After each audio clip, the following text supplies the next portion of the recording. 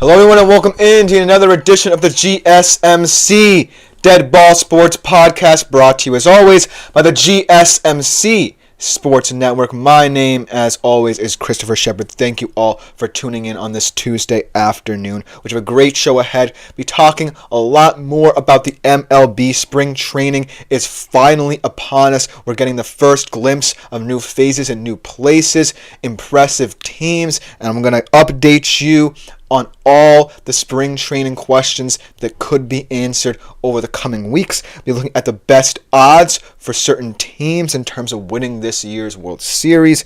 And then we transition to the sport of college basketball. We talk about the AP poll, the top 5 teams in the land, and what their future in the short term could look like before we get into NCAA tournament time. Then we're going to preview a very interesting game, not necessarily the best game on tonight's slate in the NBA, but a game defined by a move that did not happen between these two teams. That's right, the Hornets and the Lakers we're going to preview tonight. And then last but not least, I'm going to go across the pond, preview tomorrow's games of the knockout playoffs second leg in the Champions League, because as always, certain games are being played right now with high stakes in the Champions League. So unfortunately, I can't preview them, even though some of them might be better than tomorrow's slate of games. But still going to be a very interesting segment once we get to it. But before we get into any of these fun segments on tap for today, I want to remind you, as always, to like, follow, and subscribe to the network and the shows around it if you haven't done so already, to keep up to date on all our new content. Consider availing yourselves of the Super Chat, Super Thanks, and Super Stickers features, as well as our website gsmcpodcast.net as well, to better contribute and interact with the shows whilst we are live streaming. I love hearing your guys' opinion.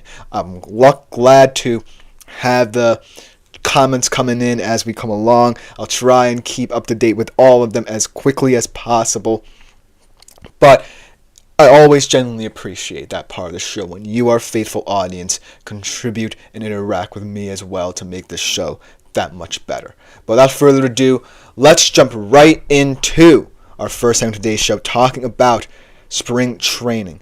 Just started. Pitchers and catchers reported a couple of days ago, and certain batters a couple of days ago as well. But certainly a lot of interesting storylines as we head into preseason for certain teams in the MLB. And I feel like the narrative is around certain players, but I think that even more of the narrative surrounding spring training stem from new faces and new places, or whether or not certain players have signed extensions or not. And that's what makes this spring training so interesting.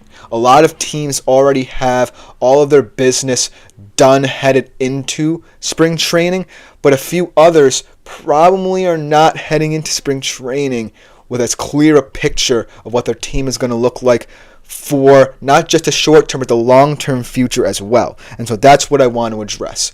And so without further ado, let's just jump right into the teams that I'm going to be monitoring in their spring training journey. Starting off with one of the must-see teams of this period. Not the Los Angeles Dodgers, although a lot of people are hyped about them as well, but the New York Mets. Because I truly believe, in my personal opinion, you have the Dodgers, but the Mets on paper, I feel like have the chance to have the even better lineup in terms of raw talent. I feel that Juan Soto's addition to this team adds so much power at the top of the lineup that even though the bottom of the lineup kind of gets a little bit iffy, especially offensively, you have so much power in that core four of him, Lindor, Alonso, and a breakout candidate in Mark Vientos who can produce runs for you. So I'm really looking forward to how this team comes together on the field, how many runs they can potentially score, and most importantly, the bonds they create in spring training, because that segues into what could potentially be some off-field issues dependent on how Soto fits into the squad, not just on the field, but in the locker room. There were talks about how he fit into the Yankees culture, and they were not necessarily the most positive. So he still remains in New York with the Yankees' crosstown rivals, but how will he address the media? How will he come across to his teammates? Most importantly, will he immerse himself into the positive culture that the Mets have had instilled in them over the past couple of years? So I'm really intrigued to see not just how all that power comes together on the field, but off the field as well. And then, of course, we can talk about the Dodgers, but really I feel like the one big question about the Dodgers is not anything to do with the players they have already had within their team with all this experience between them. It's about one of the players they signed, Roki Sasaki. What are they going to do with him? Because we already talked about him not just as potentially one of the best pitchers in the rotation, but also as an amateur prospect, because that's certainly what that contract says he is.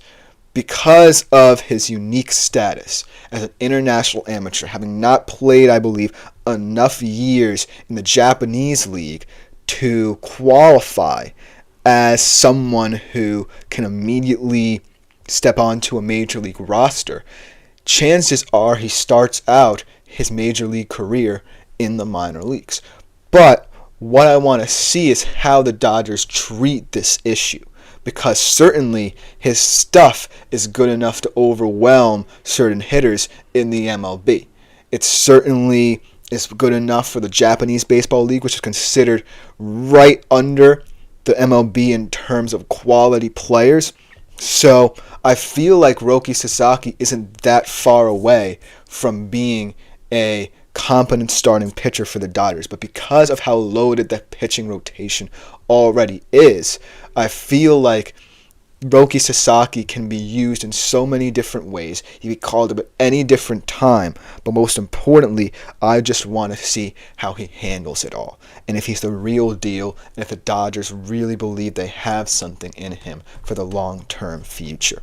And while obviously there are way more storylines the Dodgers have attached to them as well, I feel like Roki Sasaki is the big one. But now enough of the NL, because we kind of know who's going to contend in the NL, at least in my eyes.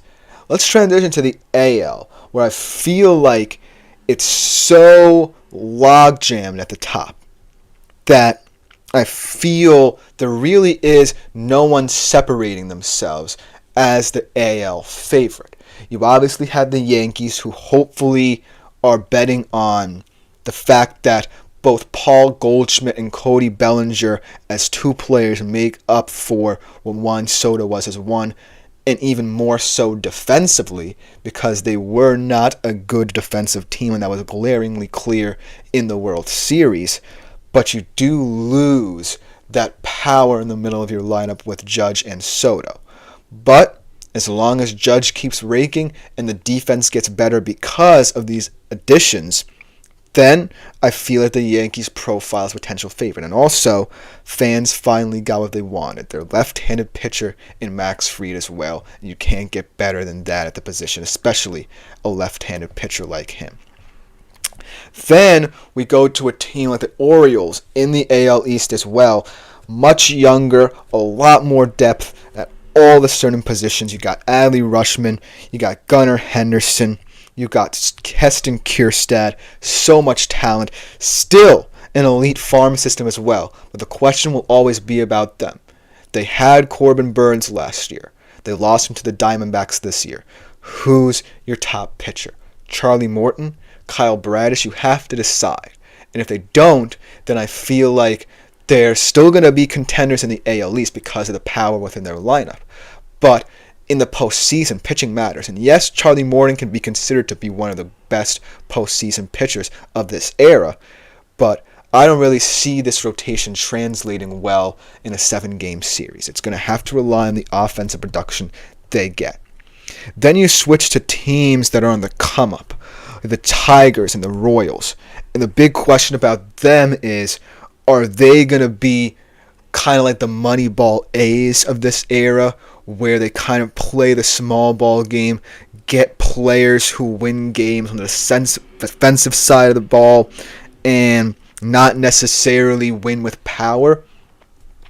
Or are they going to start becoming big players in the next couple of free agency cycles to really build up these squads, which are, for the most part, thin offensively? Not saying that there aren't great players on either of these teams. For Detroit, you have Scoble, you add the pitching position, then you have guys like Torkelson and Green who are coming up, and then for the Royals, you have guys like Bobby Witt Jr., you have Vinny Pasquantino, and pitchers like Cole Reagans, Brady Singer, who are on the come up, but ultimately it's going to lie in how they play the game of baseball. Not just in the short term, but the long term. And then last but not least, I'm going to throw their hat in the ring. How about the Texas Rangers? Bochy is always like every 2 years kind of guy. This team was not healthy last year. A lot of players who they incorporated into their roster regressed the mean last year or were injured for large portions of the season. Now everyone's fully healthy, including Jacob deGrom, who finally probably gets a prolonged period as a starting pitcher for Texas. Guys like Josh Young, Evan Carter, who didn't play much last year, will get reincorporated. Wyatt Langford's going to be expected to grow. And I feel like the additions they made in the free agency cycle weren't necessarily high profile, and that's maybe because of the TV rights restrictions that are placed on them at the current moment, but there's still a lineup that can get going, and I feel like, as a Texas Rangers fan myself, I feel confident that because of the weakening AL West, now is Texas' chance to really establish a stronghold on that division. But who knows? Someone can emerge from the depths of the AL and surprise us all. We never really know about that particular league. As Death of Slim Shady says, hey bro, how are you? Sorry I'm not watching your stream lately. Just got back my account. Thank you for that. And it's a perfect way to segue into our break. But when we come back after the break, we're going to be talking with the teams with the best odds to win this year's World Series. See you on the other side. I feel like I'm losing my mind. Is everybody in the world blind? Please, Lord, give me a sign, a sign. I feel like I'm losing my mind. Is everybody in the world blind? Please, Lord, give me a sign, a sign. I wanna be the greatest. Everybody on the fake shit. I look around and feel like everybody is the fakest. I make this every day and I'm impatient, hoping one day I blow up from the basement. Statement, the top is so vacant. I don't hear shit that I think is amazing. Waiting for my day when I'm playing sold out shows for 1,000 faces. Hey, give me that crown, get in my way and to be put down. It ain't your place, all this my town. If I want that shit, then I'll get it right now. I'm losing it, the noose it fits, some losing shit, a stupid myth. You choose to live or choose to dip, you choose to fight or lose your grip and lose a gift. I feel like I'm losing my mind. Is everybody in the world blind? Please, Lord, give me a sign, a sign. I feel like I'm losing my mind. Is everybody in the world? Hello everyone and welcome back into the GSMC Dead Ball Sports Podcast. Before we get into our second segment of today's show, I do want to remind you, as always, to avail yourselves of the Super Chat, Super Thanks, and Super Stickers features, as well as our website, gsmcpodcast.net, to better contribute and interact with the shows around the network as you wish. I love hearing all your guys' opinions on certain sports. I learn from you guys as well, and thank you very much for everything you do for the network, whether it's leave a comment or even a tip or donation if you feel so inclined. It's genuinely appreciated by all concerned around the network, not just me and my show, but others as well, doing great things in their own right, and it just makes them that much better. So thank you for all you do.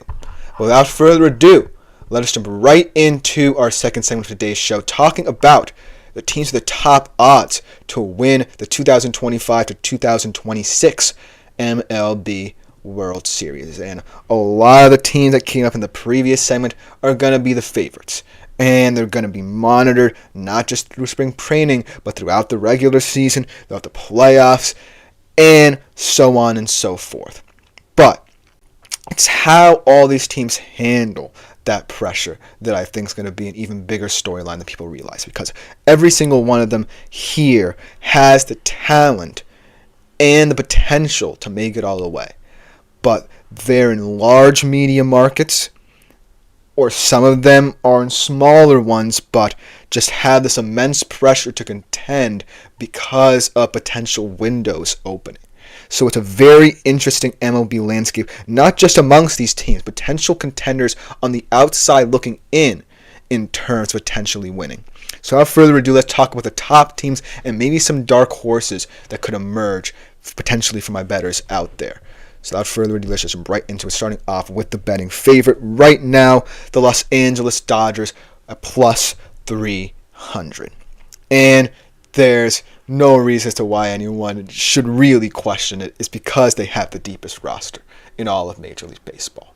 They signed Roki Sasaki to add to that already deadly pitching rotation. They signed Blake Snell as well, and people forget about that. They added so much depth, not just in the infield, but the outfield as well, with both Ha-Seong Kim and Michael Conforto. Oh yeah. And they re-signed Tommy Edman and retained Kike Hernandez, 2 postseason heroes last year. And oh yeah, Freddie Freeman's going to be healthier. Mookie Betts is still there. Clayton Kershaw could return to this rotation. Tyler Glasnow could return to this rotation more healthily.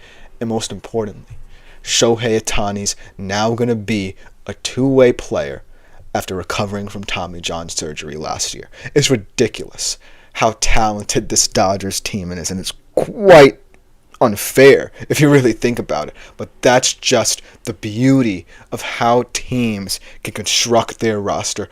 Kudos to GM Andrew Friedman doing this job by bringing together all these talented players, because it's truly remarkable to behold in how this team can potentially have a stranglehold on the MLB for the next 5 to 10 years, potentially, if all of these players stay healthy, extend their contracts, most importantly, potentially develop a sneakily, shockingly good farm system as well.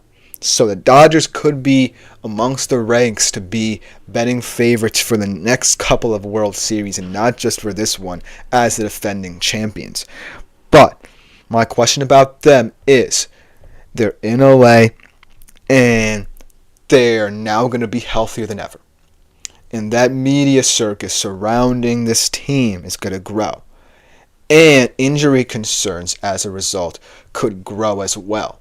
So, if one or more players who are important to the success of this team potentially get injured, don't play well, there are going to be questions asked about it. It's how they rise above it, because there's not really been a repeat champion in the last 2 decades, not since the 98 to 2000 Yankees. We'll talk about that a little bit later in the week.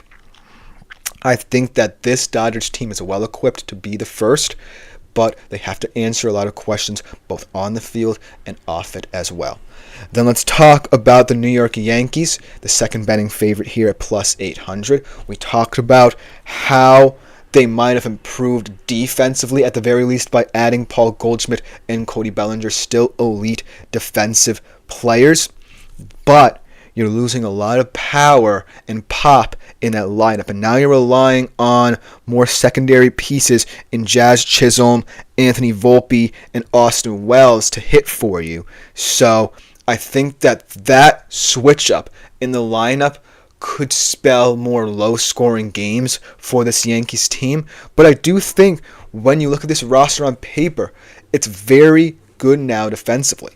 I think that you've covered up a lot of areas of need by signing both Goldschmidt and Bellinger. It balances out both the infield and outfield. And you also made fans happy in terms of finally bringing in a left-handed pitcher to balance out a very righty-heavy rotation. But it's all up to these quote-unquote role players. I wouldn't exactly call them role players because they're still important pieces in this lineup, but you get the picture because of who was there last year. So Jazz Chisholm, Anthony Volpe, Austin Wells. On the pitching side of things, Luis Gil needs to step up his game a lot as well to truly bolster that rotation. And I feel like this Yankees team, yes, they lost Soto. But I think that they made very smart additions. As Deathless Sadie says, do you talk about sports other than MLB?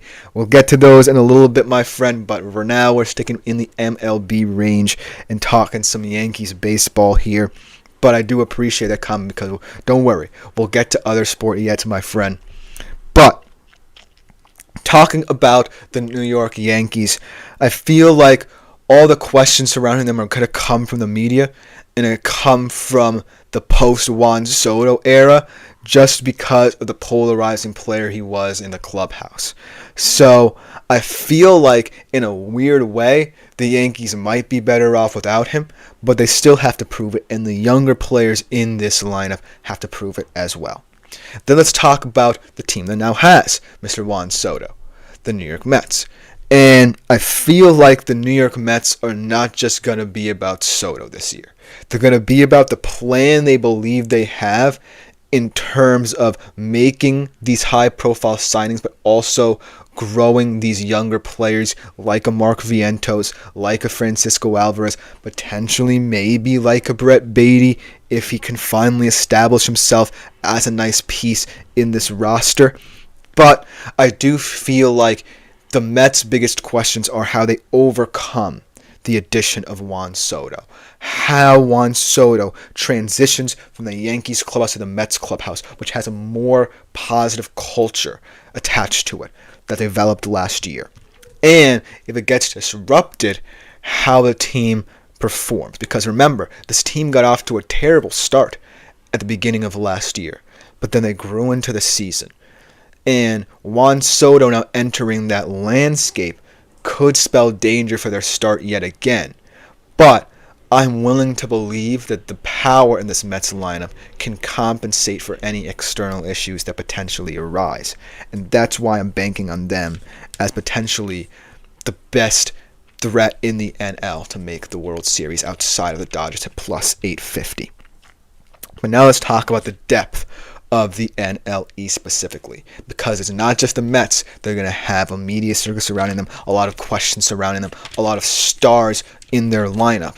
The Atlanta Braves are there as well, and they may not even be the second best team in the NL East. In fact, I don't even know if there is a best team in the NL East. That's how even I believe the Mets, Braves, and Phillies are. The Braves are here because of the rejuvenation of bringing back a player like Ronald Acuna Jr., in my opinion. That adds depth to your outfield. They already have, perhaps in my opinion, one of the best offensive and defensive infields you potentially have. Both Austin Riley and Matt Olson aren't power guys, but they get the job done. This is one of the best hitting lineups in all of MLB because you have the power of a Ronald Acuna Jr., but you have guys that just are instinctual hitters at the plate like Olsen and Riley. And so that just makes them a tough team. And don't forget about the ascension of guys like Harris and guys like Arcia who bring that experience to this lineup. And then you look at the pitching rotation. Yeah, they lost Freese, but Strider's on the come up. They still have a ton of guys in that rotation who can get the job done. And Andre says, who's my MLB team, bro? Hopefully we'll get to them by the end of this segment because they're not on this odds list. But they could potentially be a dark horse this year, and we'll get to that in a little bit. But the Atlanta Braves certainly are another NL East team outside of the Mets and potentially even the Phillies to potentially challenge the Dodgers in the NL hierarchy. Then the last but not least, these guys, the Orioles, I feel like are the first quote-unquote dark horse, even though a lot of people have been hyping them up over the past couple of years. And who wouldn't? This is an incredible MLB team built through their farm system and their youth. These youthful players finally getting out onto the field and making themselves known. I love Adley Rutschman. I love Gunnar Henderson. I love Heston Kjerstad. At 1777, Memorabilia, Larry Sports says, who you got winning the AL? Potentially maybe the Orioles, but right now, if you were to put me on the spot, I would have to say the Yankees just because I feel like defense to them was a little bit more important than trying to retain Juan Soto. even though it's going to lead to a couple more disappointing games. But I do like the addition. Every year people say Orioles, they choke in the playoffs. I get that, which is why, and what brings me to the dark horses in the AL. And what brings me to my favorite team, my man Andre, the Texas Rangers. I feel like the Yankees are in a division in the AL East that could be very tough to determine. The AL Central, you got some weird teams in there. The Guardians, the Tigers, the Royals. All these teams that could potentially be, elite MLB teams, but not necessarily appealing MLB teams. Then you look to the AL West. That's where madness can ensue. That's where the Houston Astros look weaker than they have in years past. They lose Alex Bregman, they lose Ryan Presley, and now the Texas Rangers and potentially even the Seattle Mariners could emerge here. If Texas remains healthy, if Jacob deGrom gets a prolonged period of time pitching in this team, and Josh Young, Evan Carter, Adolis Garcia, Wyatt Langford all have bounced back years, this Texas team could potentially be a dark horse candidate. And Bochy's one of those guys who's like every other year can make magic happen. So who knows? These are right now the betting favorites. I don't necessarily agree myself, but we know what you continue to think about the betting favorites to win the World Series this year. But coming up next, we transition to the world of college basketball, analyzing the top 5 in that particular poll after this short break. Looking for your daily fix of sports talk without having to pay for it? GSMC Sports Network is available on YouTube. Just search GSMC Sports Network. Get your fix of daily sports talk shows on YouTube, absolutely free. NFL, college football, NBA, MLB, MMA, UFC, fantasy football, and so much more. GSMC Sports Network has shows running all day long, with new sports shows starting every 2 hours. Just like on your favorite cable sports channel, except GSMC Sports Network is absolutely free. Hello, everyone, and welcome back into the GSMC Dead Ball Sports Podcast, brought to you as always by the GSMC Sports Network. Before we get into our third segment, we just got a comment from 1777 Memorabilia. I think Rangers will need to add an arm approaching the trade deadline, and they could be right there with the Yankees. I agree with you. I feel that they have certain pitchers in this staff that can get the job done. They re-signed Nathan Eovaldi, and, they have middle of the rotation guys that they can rely upon. Maybe Andrew Heaney and John Gray step up. But I do think that if health is a big question in this pitching rotation, they could look to add an arm once the trade deadline goes around and they feel they're in a good spot where they're contending in the AL West and potentially for a top seed in the AL side of the bracket. So that's a fantastic point because I don't necessarily think the Rangers are that far away. But now we transition into the world of college basketball. Crazy weekend that ensued this past one in men's college basketball that led to a little bit of a shakeup in the AP polls. And I wanted to bring that to your attention. Always fun talking men's college basketball, especially during this time of year, and especially these teams, because these teams are going to be the focal point of, discussions surrounding who could be the teams to beat in March Madness. So without further ado, let's talk about the latest AP poll in terms of the top 5. Coming in at number 5, Tennessee. And this number 5 position could go to a number of different teams. Potentially, if you're a big fan of Houston, as 1777 said, great topics. Thank you, my friend. I love talking about both of these sports. They're near and dear to my heart. But men's college basketball, especially at this time of year, gets really exciting. But getting into the Tennessee Volunteers, always a team, in my opinion, that's going to contend, right? And like I said, this number 5 spot could be up for debate because Houston is playing so well, but just the power of the SEC this year, man. You can't deny the fact that SEC teams look damn impressive. And Tennessee, one of the best defensive teams in the country. Over the past couple of weeks, they have one of the worst losses in the country to Kentucky, but that just goes to show how big the SEC is this year. As 1777 says, lots of love for the SEC this year, but in the tournament they tend to choke. I want to wait and see, but I do agree with that statement. But for now, it's the cream of the crop. And Tennessee, could be one of those teams that people get iffy about in the tournament, but right now they're playing elite defensively, have one of the best wins in the country against Florida, holding them to 44 points. But they did lose to Kentucky, so you can see that Jekyll and Hyde mentality to them. But I believe that if Chaz Lanier gets going, he'll be the next Dalton Knecht, and Zakai Ziegler is one of the best point generals in the land. Kind of reminds me of, if you remember, UCLA's Tyler Campbell and how he handles the position. I really like him on both ends of the floor. Very rarely do we see a point guard play both ways so passionately. So I like the complexion of this Tennessee team, but their days could be numbered in terms of the top 5, just because Houston has just gone about their business so beautifully, but because of the fact they're in the Big 12, maybe a bit more understated than the performances of Tennessee in the past couple of weeks. But nonetheless impressive to any Houston Cougars fans out there, and we could potentially see them in a couple weeks' time. Then let's go into the confusion here, kind of where everything gets muddled up.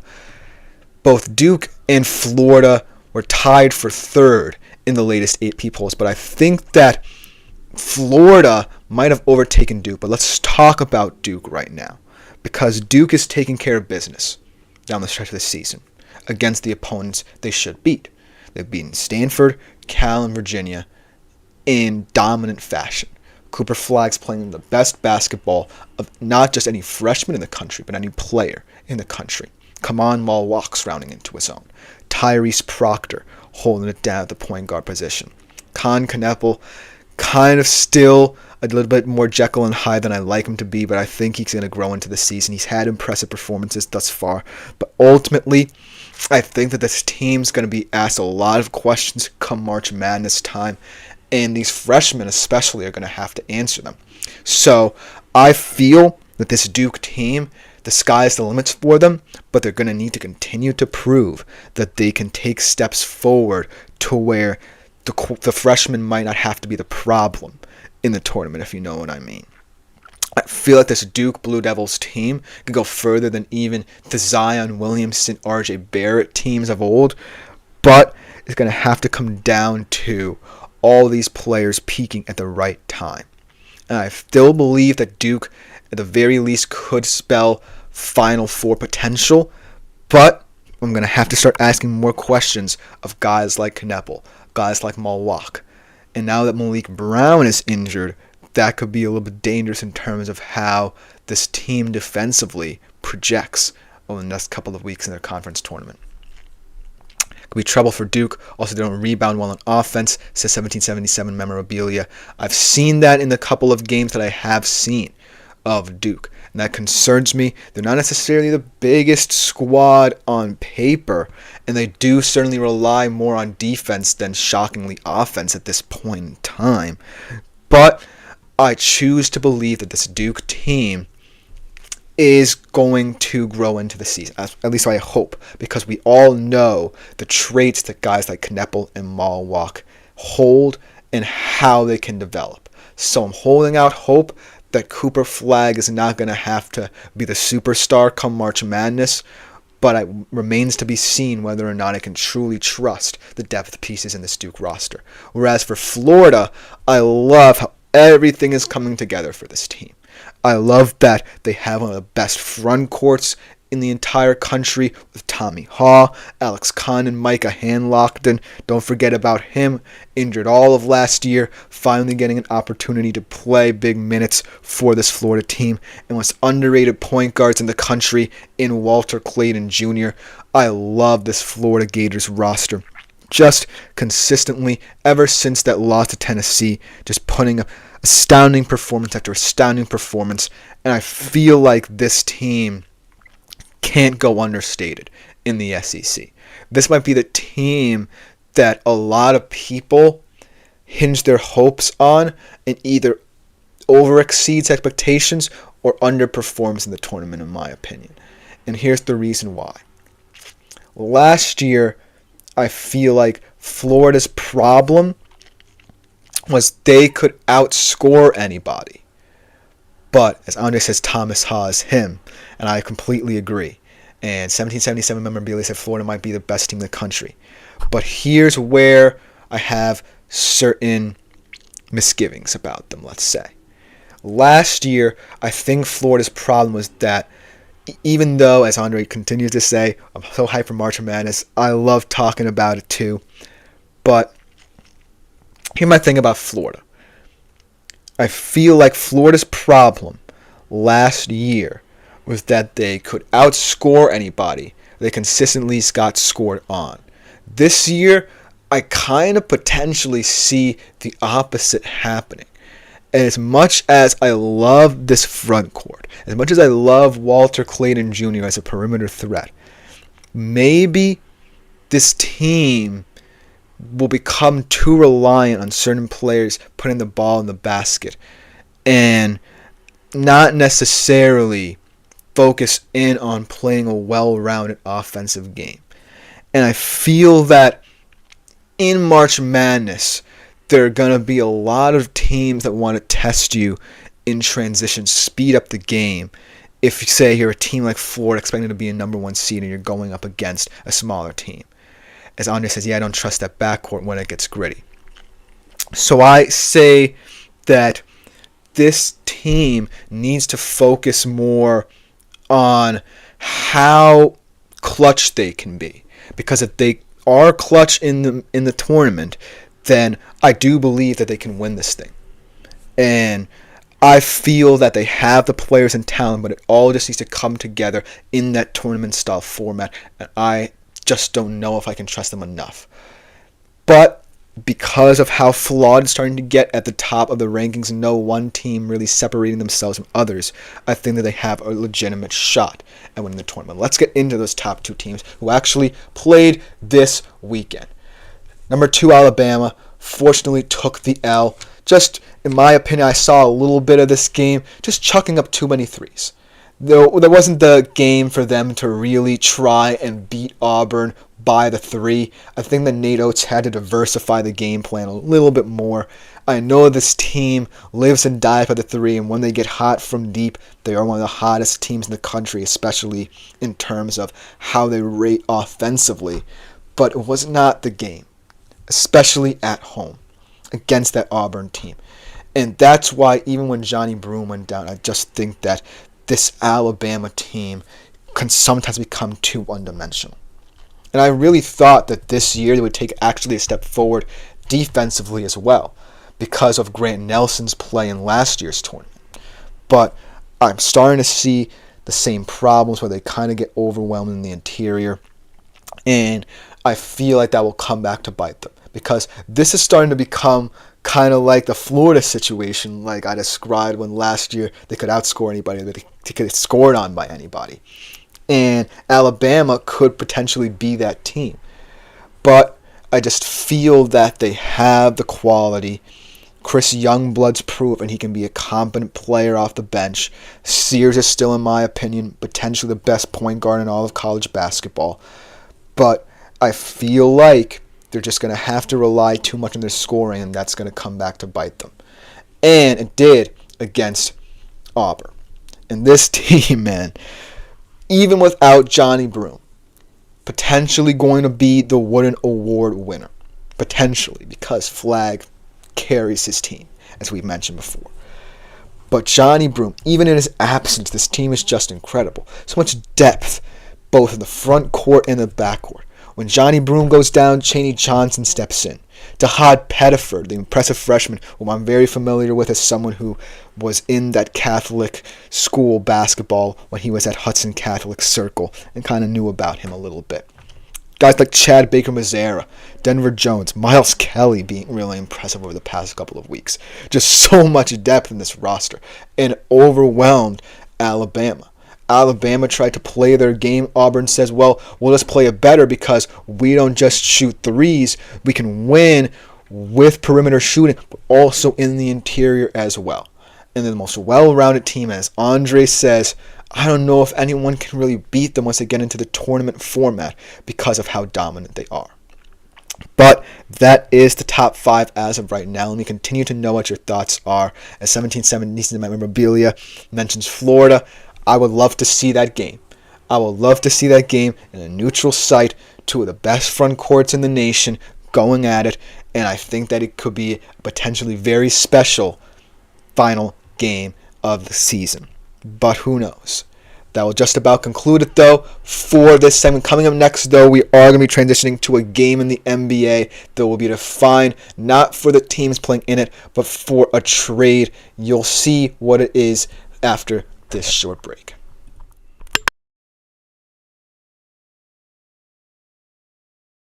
For the best and latest podcasts available anywhere, go to the podcast app on your cell phone and type in GSMC to access free content-rich podcasts on health and wellness, book reviews, sports, entertainment, relationships, social media, movies, technology, finance, and even weird news. Subscribe and download the GSMC Podcast Network's family of shows, available everywhere podcasts.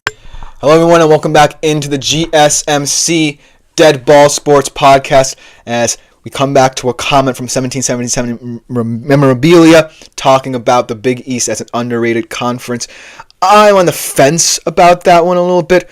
I feel like more of the Big East depths will be known or come to be known come conference tournament time, where potentially I see this conference having a bid stealer, say, in one of the bubble teams in Xavier and Villanova, or maybe even a Georgetown if Thomas Sorber gets hot. But I do like St. John's and Marquette enough to where I can see them make, at the very least, Elite 8 runs. But I feel like, it all depends as well on coaching, right? And I feel like Big East has underrated coaches. The SEC has elite coaches, but I feel like tournament-style basketball is a completely different thing. And Bruce Pearl has an impressive record at Auburn, and Nate Oates as well in certain games. But it all is going to come down to how they play in the tournament. And potentially their styles of play might come back to bite them.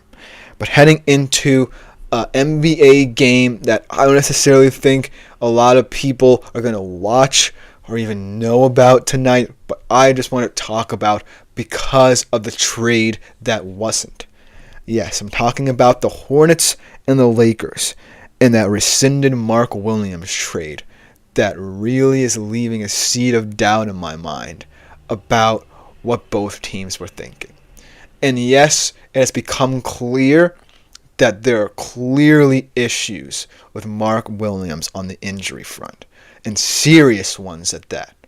We talked about this at GSMC in terms of how a big man like Mark Williams will profile over the next couple of years with these serious and significant injuries.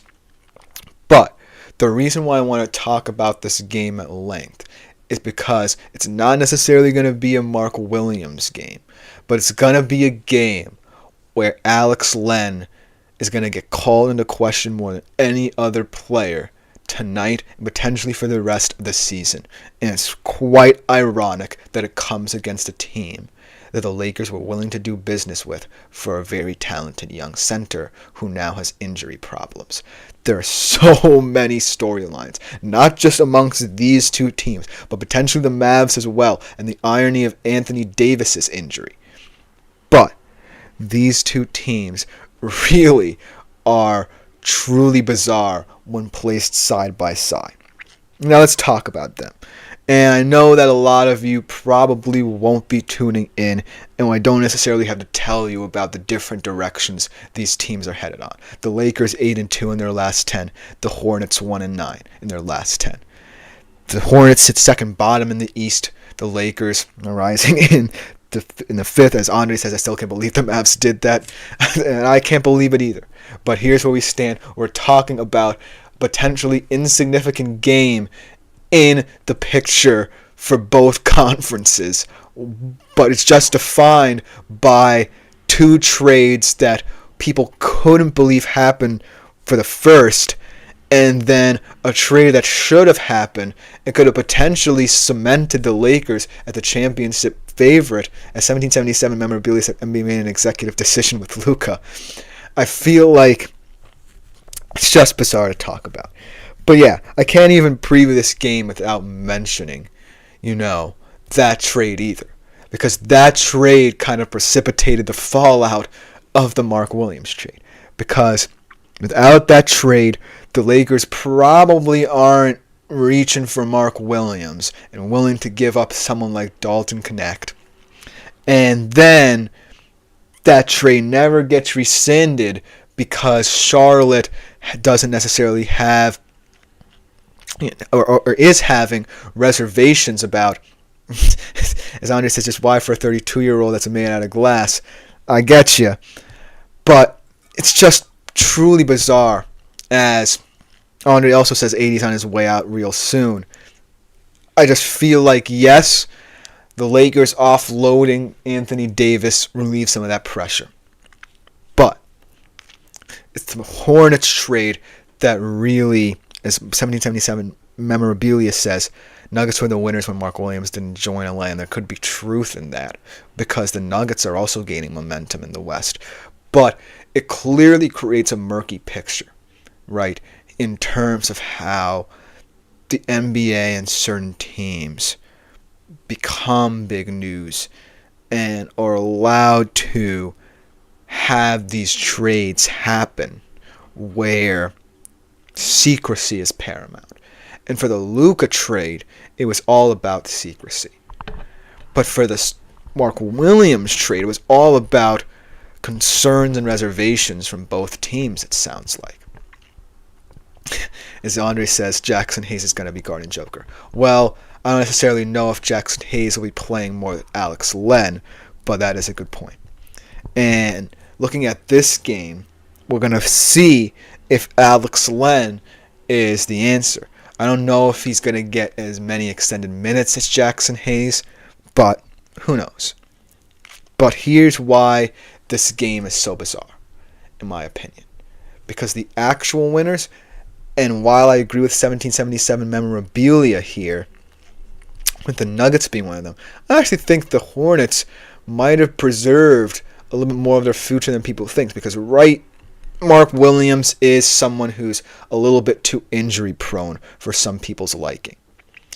But I still think that preserving a 25-year-old guy who, when he's on the court, really is highly talented at the position, dominant in both ways, on the defensive and offensive side of the floor.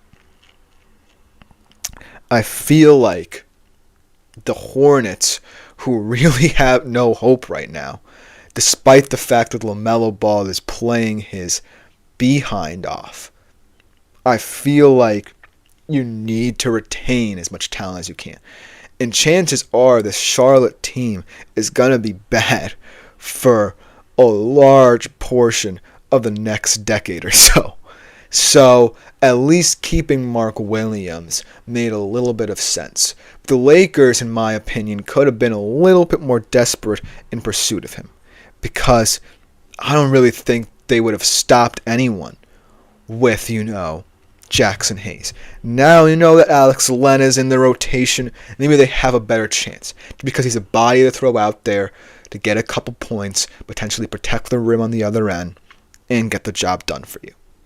But if I were the Lakers and I made a move like I did to acquire Luka, and I want to win now, I want to be the top contender in a very loaded NBA, I would have been pleading for the Hornets to allow this trade to happen no matter the circumstances. Because look what happened in LA with AD. AD got injured a myriad number of times with the Lakers. But it just goes to show that if you're willing to put up with it, you can still compete. And yeah, they won that bubble championship that not everyone is counting as a real championship. But I feel like that combination of him and LeBron worked out. And I feel like this Lakers team, and not just LeBron, needs a competent center. And that's what I feel like Mark Williams certainly was. And I'm not saying that Alex Len won't be, or indicting him from the start. because he has a chance to work his way into this lineup. The Lakers are already coalescing than they have without him and integrating Luka into the squad. But I feel like Mark Williams was a guy who you should have taken a chance on, because it's the exact same chance a lot of teams throughout his career taken on AD. And yeah, the Mavs are paying the price for it right now, but AD was still a very talented player when he was healthy, and potentially, once he comes back, could be a very integral piece for the short-term future for the Mavs. And so, if I'm the Lakers, and here's the thing that really shocks me about this whole situation. The Lakers actually have so much to offer certain teams. And it certainly feels like settling for Len was not the right choice when we're going to look back on this in hindsight. Even if they win, say, the next 5 NBA championships, and I know I'm over-exaggerating, but let's talk about hypotheticals here. If they win the next 5 championships, I still, in hindsight, would look back at this and say, well, Mark Williams, yes, maybe it's destiny, maybe it's fate that trade didn't go through, and look where the Lakers are now. But the profile of a guy like Williams at the age of 25 and playing the way he was, sans injuries, on both ends of the floor, could have spoke volumes for this Lakers team. And who knows what it would have turned out like had that trade gone through. Who knows if Mark Williams was the guy. But now we're left with the question of, how does Alex Len fit? Is he going to be good enough defensively, potentially offensively, to help this Lakers team?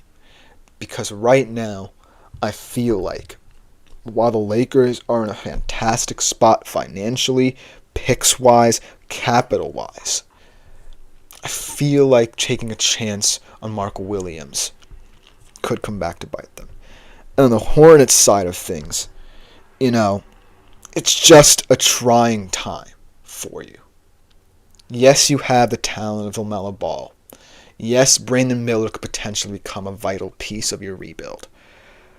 But Mark Williams is such a big question mark for you that while I do think I'm going to be semi-right in that the Hornets will preserve their future by retaining Mark Williams, I think that this team realistically doesn't necessarily have much hope of building anyways. So I feel like the Hornets would have been okay either way, because they would have been getting Dalton connected, and at least, they wouldn't be losing too much in this trade. But it's the chance the Lakers didn't take that I feel could come back to bite them. Although in this game, their talent's going to be overwhelmingly clear. But I do want to see Alex Len in this offense and defense, and I want to see if this really could affect the Lakers, not in this game, not in the short term, but the long term as well. But that's all I have to say about that, because coming next we transition for our final segment across the pond, talking about tomorrow's slate of Champions League knockout playoff second leg ties. A lot of exciting games amongst them. Real Madrid, Man City. Can Man City make the comeback? Tune in and find out after this short break.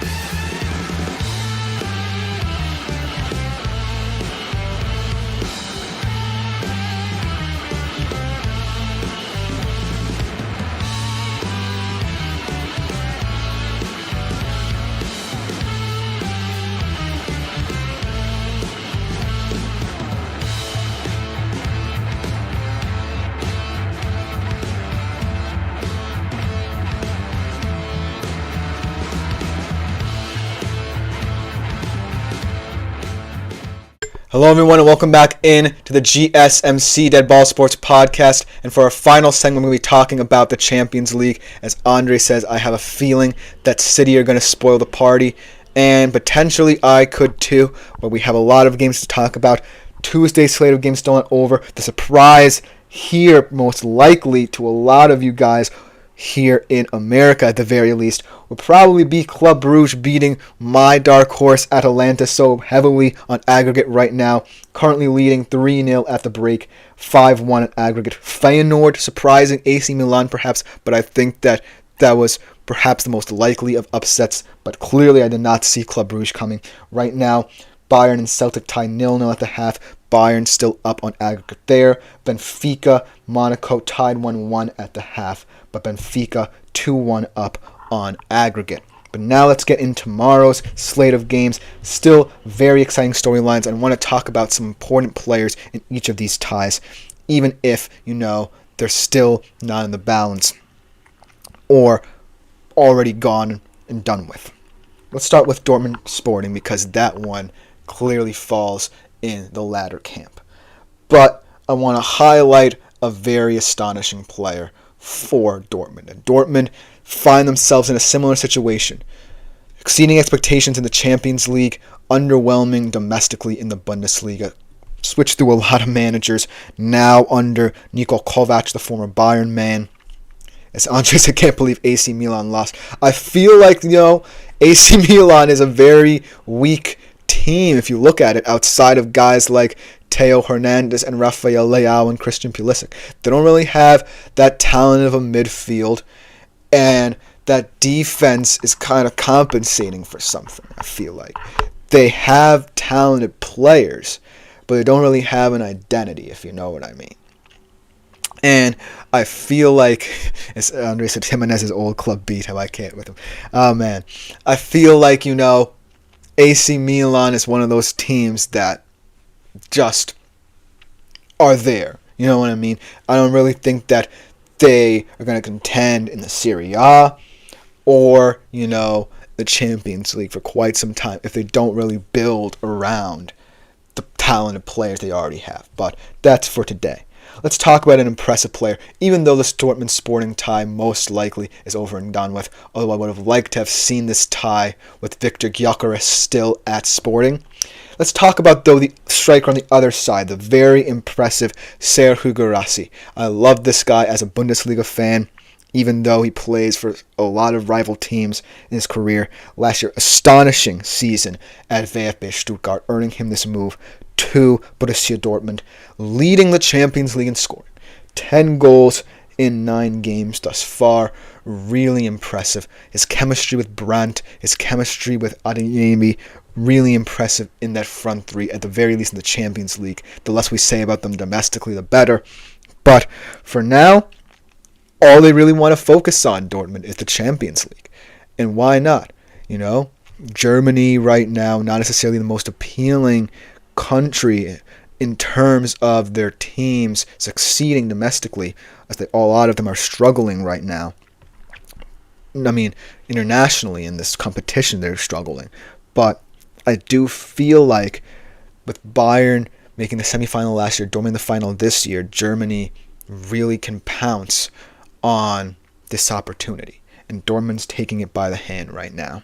And I'm really excited to see if Serhou Guirassy can continue his success in this competition tomorrow, even with this tie done and dusted. Now let's get into the closest tie outside of the big one tomorrow. PSV Juventus, another chance for an upset here, because I like the outlook of this PSV team. Off topic, but how did you see how bad Leverkusen choked this past weekend? Like 10 plus chances missed, as Andre. I unfortunately did not get a chance to watch the game, but I'm happy with a point as a Bayern fan myself, because Leverkusen in that matchup were gonna always be the aggressor. Bayern were not necessarily gonna throw that many players forward, but I'm just shocked that Kompany was bold in being as defensive as he was, seeing as to how Bayern's defense has weakened as of late. So I really think that we kind of got lucky there. But Leverkusen, man, what an interesting team these past couple of weeks. First of all, not necessarily starting your best players a week ago against Wolfsburg, and I know we're going off topic, but we'll get back. I just want to address Andre's question as a Bayern fan. But Bayer Leverkusen last week did not bring on their best players against Wolfsburg until very late in the game. And this game against Bayern, kind of the same thing, right? They are overwhelming them, but they just never got a hold on the game. And in that moment, when you start to feel like you can win this game, but Bayern have in the back of their mind, we will still be 8 points up if we draw, that had to weigh on them very heavily. So they just don't look like themselves this year, Leverkusen. And that's why they're quickly falling behind in the Champions League race. But getting back into this PSV-Juventus tie, I feel like the most important player in this tie is a former Europa League great in Luuk de Jong. And I know a lot of Sevilla fans out there love what this guy has done for them in the Europa League, but a lot of PSV fans are still waiting for him to get going in the Champions League. He's one of those strikers who goes understated. As Andre says, it's going to get scary when Xabi joins Madrid. I don't want to talk about that possibility just because Xabi should have been with Bayern, but I'm fine with company right now as long as we win something this year. But I digress. Getting back to a guy like Luuk de Jong here. He's one of those understated target man strikers who has this journeyman career, ends up at PSV in his home country, and only has 2 goals in 9 games. And I understand that this PSV team is talented, especially in that midfield. Ivan Perisic still doing great things at his age with them as well. But I'm looking for more out of Luuk de Jong as their true target man to get going and potentially swing this tie. Because Juventus, I feel like, are built for tournament-style football, and they're playing like it right now. They're playing smash-and-grab football under Thiago Motta in the Champions League, and I feel like they potentially could be another dark horse. So, if PSV can't get going, then I think that this tie will be done and dusted by halftime, because Luuk de Jong right now, to me, most likely is not going to change his tune immediately in this game. Then let's get into the all-League 1 affair, PSG against the surprise team, Brest. And I know that, this tie clearly was going to lean PSG's favor, but kudos to this Brest team. And we can make jokes about the team name as much as possible, but I digress. I just feel like this team underrated throughout their Champions League tenure this season, their first season. They overachieved. Yes, they potentially got away with an easier schedule in the league phases, but they did their job, and they just went up against a team that dominates them regularly in Ligue 1, and they cannot escape that. But how impressive. Let's talk about PSG for a minute. How impressive has Ousmane Dembele looked at the turn of this year? 6 goals in the Champions League, 2 last week, to clearly give them a stranglehold on this tie, but clearly looking like one of the best players thus far in 2025. And if Ousmane Dembele gets going, this PSG team can be ticking like a clock. They're another team that can completely become a dark horse in this competition, completely alter our perception of what certain paths can look like for certain teams. So the fact that Ousmane Dembele is playing so well should lead to other teams being feared of PSG. I would be afraid of PSG right now if I were certain teams because of Ousmane Dembele's prowess, and they already have a very deep wing depth. They have guys like Bradley Barcola, Lee Kang-in. They signed Kavicha for cheap. I mean, this wing depth is just getting crazy talent. It might be some of the best wing depth in the Champions League this year. But, man, I cannot wait to see what this PSG team does in the round of 16. But then let's get to the grand finale here. Andre alluded to it. Real Madrid, Man City at the Santiago Bernabeu. Man City 3-2 down. This game could have gone either way. Erling Haaland finally stepping up in a big game, but Jude Bellingham at the death, winning the first leg for Real Madrid, taking them to the Bernabeu in the lead. But the reason why Andre's idea at the start of this segment wasn't so far-fetched is because of Omar Marmoush. And this is incredible to behold here, talking about someone that City fans did not even know at the start of the season. Maybe even some Bundesliga fans like myself were not familiar with at the start of the season. Impressed the start of the season with Eintracht. Makes the big transfer to Man City. Has a hat trick over the weekend against Newcastle. And suddenly gives them hope that they can produce enough on the wings to really help them in attack. They're still banged up defensively. Akanji's going to miss this game. And then in terms of Real Madrid's defense, they're welcoming back a lot of their depth. Rudiger is coming back. Vasquez coming back as well. But you got to look at the two best players in this team to separate it. Erling Haaland certainly stepping up last week in terms of giving his team 2 goals when they needed it. But then the guy you always have to look out for, the wild card of this Real Madrid team, Jude Bellingham, can produce from anywhere, can produce at any time, really becoming one of the stoppage time heroes of this Real Madrid team. And I think that you always have to be aware of that danger. But I do think that City has more of a chance than people expect just because of all these teams improving. So I really think that this is the tie a lot of people are going to tune into tomorrow, and it's justified. But I don't really know what kind of game we're going to get because it always gets crazy in the second leg of Real Madrid Man City ties. But let me know what you think in the comments below, because that will just about do it for today's show. I've been Chris Shepard. This is the GSMC Dead Ball Sports Podcast. We'll see you all tomorrow, same time as always, 2:55 Eastern Standard Time, for another great edition of the show. But I'm out for today.